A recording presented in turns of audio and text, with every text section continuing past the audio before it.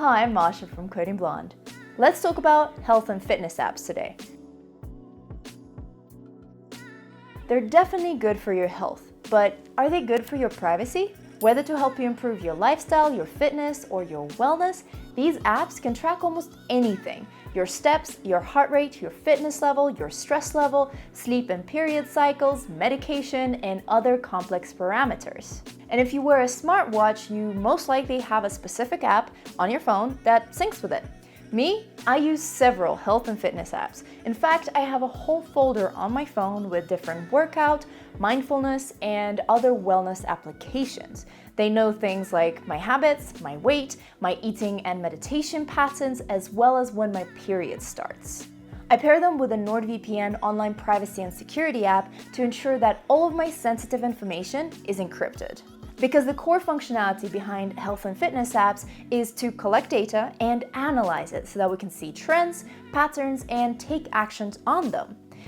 But the thing is, it takes a lot of highly sensitive data to do that. And this data is the most personal information about our bodies.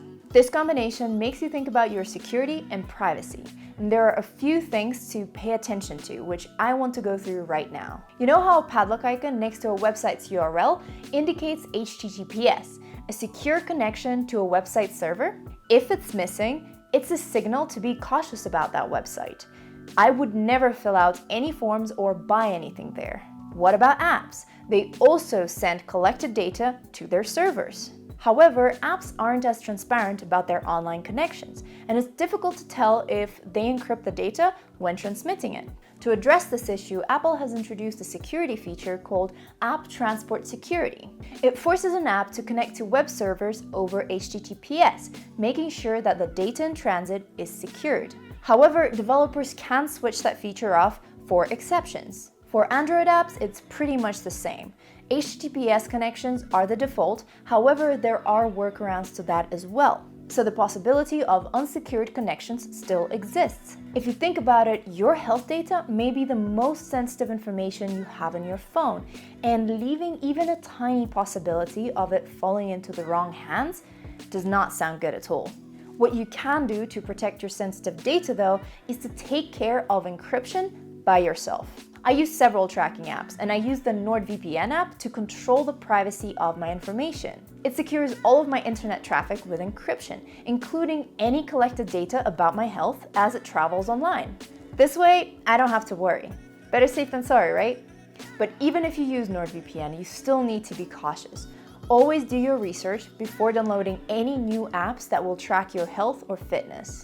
Read reviews, check app ratings, and see what people in forums are saying about this app. This will help you get a sense of whether this app is trustworthy. Now that we've talked about information security on your side, there's one more thing. Where does your sensitive information go to, and who has access to it? It's quite common for app developers to share data with third-party analytics and advertising platforms. But this is your personal health data that we're talking about. Not long ago, several popular heart rate and period tracking apps were found to be sharing sensitive user data with Facebook. Their users didn't know about it. Can you imagine that kind of sensitive data being used for targeting and advertising purposes? The problem is that privacy policies are often vague, and not all data sharing cases are described explicitly. So before you download a new fitness tracker, read its privacy policy carefully and decide if you're okay with how your sensitive data will be handled. Look at it as choosing a doctor. Ask yourself, can I trust their service? And next time when you're signing up for a new app, skip the easy options of signing up using your Google or Facebook account.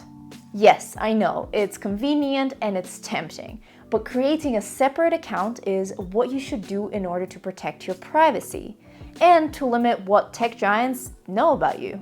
Of course, this doesn't guarantee that the app won't share your data anyway, but at least you won't be directly bridging your health condition to your profile. I hope these tips will help you stay more in control of your data while building healthier habits.